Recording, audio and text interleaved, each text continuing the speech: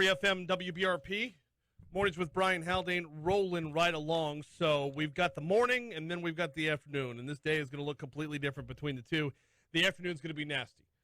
Got just a few hours left for any prep time. If you got anything to knock out, we're looking at some severe storms coming through the area. Joining us now to talk about that is Fred Raiford. Fred, welcome back, sir. How are you, man? I'm doing good, Brian. How about you? Doing very well this morning. Let's talk about prepping for a storm. You are the go-to guy for this. What's the rundown look like for the next couple of hours? Well, certainly, we're getting all our staffing ready to go because we anticipate, not only a lot of rain, but also some substantial winds, and that's going to create even more issues with us with trees down and also signals malfunctioning, things like that. But our crews are out looking at many of our waterways right now to look and be sure we don't have any major blockages that would impede water flow, especially on the major outfalls. We also have put out, traffic people have put out a high water barricades where we anticipate water that normally builds up in these areas, try to keep people from trying to drive through those areas. And, we're looking at our pump stations. We have a couple of them that we check periodically just to be sure from a water standpoint, from the I-110 curve, the governor's curve, where the water gets up over that. Then we also are watching very closely on the Terrace Street pump station. And the last thing is what we've been doing since June of last year. We're continually having with the contract clearing out a lot of our storm drains and pipes and storm drain boxes, debris from removal, a lot of those areas. So, we're continuing to be busy. We're always going to be busy, Brian, and these rain events just kind of step up the pace a little bit more. That's it. Did I read correctly that since June of last year, 10.5 million pounds of debris has been removed from those drain boxes and pipes? Yes, sir. That's correct. And when you look at it, people say, well, that's a lot. It is. And certainly anytime you can remove that much obstruction from a drain pipe or boxes where water does drain off the streets, certainly it's going to enhance your drainage. Maybe not resolve all of it, but certainly from my standpoint, we're moving in that right direction, trying to get a lot of our boxes and our drain pipe open. So when we do get these type of rain events, it gets to these outfalls like they're supposed to. June of 2021 is an important time marker there because it followed May of 2021 where we saw a significant flood. Not as bad as 2016, but we did see some significant flooding with that storm from May of last year. Are we expecting this storm to be comparable in nature, although hopefully not comparable in effect? Well, Brian, I hope not. Certainly from our perspective, you look at the weather reports and you look what happened in the west direction over there. They've taken some substantial water in some locations, but the biggest issue seems to be more of a wind issue, tornadoes, destructive wind. And then to me, that can be just as much of a problem as flooding. So, but we're going to be ready and prepared to address either one of the situations at this point and be ready to respond to when we need to. When it comes to the blockages in the waterways, this is something that your office has taken a particular interest in over the last year and taken to heart, and it lends back to that 10.5 million pounds, all that's from a different area. How frequently are y'all out there regularly, like the regular checks for blockages? Where does that fall versus where we're at today?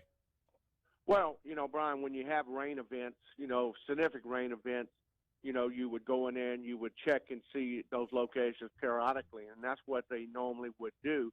Now, on our major outfalls, we normally try to get those scheduled about once a month to go by and look at those locations on the outfalls, sort of like Wards Creek and Jones Creek and things like that, where there may be blockages by the bridges. We have people check those areas and be sure that they open and to reduce it, whatever restrictions may be out there. So we do that pretty often. Mm-hmm. The big thing is what we're going to be seeing here real near future is getting these major channels cleared and snagged, which are part of that tributary project, which we already will be starting Jones Creek probably sometimes next month. Mm-hmm. They're clearing and snagging from the Amite River all the way up to O'Neill Lane, and we just took bids on Bayou Fountain, and we'll be getting that approved sometime also next month. So we're moving in that right direction, starting at the outfalls, working ourselves upstream. Yeah, it's difficult when you're in the middle of an overall plan that you have events like this in the middle of it that they're going to be setbacks along the way. Hey, Fred, can I ask you about those blockages themselves? Do you have any kind of breakdown of like how many of them are natural versus how many are caused by man? How many are like somebody threw a mattress or a refrigerator into a creek, somebody dropped a bike into a creek, that sort of thing? Well, Brian, all it takes is one branch, and next thing else that comes in picks up from that and picks up from other things. But in reality, there have been some occasions where we've had refrigerators and we've had ice makers and where they've actually been put in storm drain boxes and create a problem. And that you didn't fall from the sky, that's for sure. And that's something that we try to address and get them clean as quickly as possible and remove those obstructions. But as far as numbers, I would say that most of it's probably due to natural issues in the channels. Okay. But in the storm drain boxes, I would say a lot of that comes from just people not knowing what that impact may be doing by putting blocks and bricks in the storm drain box or blowing leaves and trash into the storm drain boxes. Once it's in that box, then it's got to get through that pipe. If it catches anywhere in that pipe, it don't go very far, and then water starts backing up. People get concerned, and then we have to go out and make these adjustments. Let's talk about the streets a little bit. You mentioned high water barricades. We all know the usual suspects when it comes to where that's going to happen. Acadian Thruway Underpass is one that always comes to mind. What's the protocol here as to when things get blocked off, and how it feels like it's inevitable, no matter what y'all do to try and get people to not pass through the low-lying areas or the high water areas? We always hear about one. What's the protocol here to get people to stop? Well, certainly, Brian, and you're absolutely right. And I don't know how many times that we have stressed the safety message, turn around, don't drown. And, we've had situations on our overpasses where water gets high and people think they can get through, and next thing you know, then they can't. We put up the barricades once we see water start getting to a level under the underpass to the point where we need to go ahead and do that, because people, if they see a little water, they'll continue to go through. And so we do put the barricades up. We have people checking it periodically, especially from my traffic division, to do that. And while DOTD is still responsible for the Acadian Underpass, we have also been involved in that process, making sure that we shut that off as quickly as possible. Bluebonnet is one that we also have to be sure that people don't travel through those areas because of high water conditions. And in the future, you're going to see us where we're going to have actually these gates that will drop down, which will try to prevent people from trying to move the barricades and go around them and go through and go into the underpass regardless. But I think we're doing everything we can do to protect the motoring public, and I think that's what we're supposed to do. That's news. The gates that drop down. Yes, we've been looking at other cities, and there's some places that do that.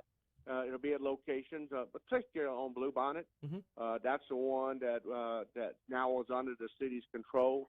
And with the improvements that we're making on Bluebonnet, we also wanted to be sure that we included these type of gates that will be at the light at the Cardi, and also at I can't think of the street, but the other light just south of the underpass. Mm-hmm. And where it will close off and people will not be able to get there because of high water conditions, and they'll be diverted onto other streets. And to me, that's, does that solve all the problems? No, I'm sure there'll be people who will still try to get around it, but we're going to do everything we can to address the safety from our people. That's for sure. Outside of the Acadian Thruway Underpass, which you said is DOTD, and then Bluebonnet is the other big one, what are a few of the other hot spots or the usual suspects when it comes to quick rising or high water areas? Well, certainly we always have a lot of issues dealing with the scenic highway, particularly from Airline Highway north and the area up to Harding. That's always a problem area, and we try to make sure that we get barricades out in those locations. And in real world also, we have some areas around Nicholson and Burbank where whenever we finish these improvements on Nicholson, we'll be able to clean out those ditches to where we need to be, which we believe will help resolve probably 90% of those issues in regards to drainage. Mm-hmm. But I mean, those people who drive every day, they know where those trouble spots are, and not knowing how much rain we're going to get over today's time frame, and if it comes in a short period of time, that creates us more issues trying to keep people off the street and watch for high water conditions. Because if it rains and the intense rain we get sometimes, it can come up pretty quick, and then we may not be ready for that particular location because it's never been an issue in the past. A lot can be done to prepare for high water. What can be done to prepare for wind? Well, first off, for sure, anything you have loose objects that are around your house, furniture, plants and things like that, I would recommend to them to go put them in a safe place where wind can't get to them. That is going to be important from that standpoint. It's pretty evident with the storms that we've had in the past. A lot of people have done a lot of tree trimming, which I've seen, and which is good. And the contractors have removed the debris from those areas, which it helps by the fact you don't have power lines being impacted. But just as important, you don't have trees falling on people's homes, which creates some real disruption in the family. So I think people have done some of their part from a standpoint of maintenance. Certainly when you get these big wind events, you're always going to have those challenges, which we will deal with on a case-by-case basis. He is Fred Raiford, going to be out in the thick of it today. We appreciate the time, sir. Get after it. We know you'll be working hard. I appreciate it, Brian, and thank you for allowing us to talk about a little bit about what's going to take place, and just ask everybody to please be safe. That's for sure. I appreciate it. Thank you so much. Here comes your money now.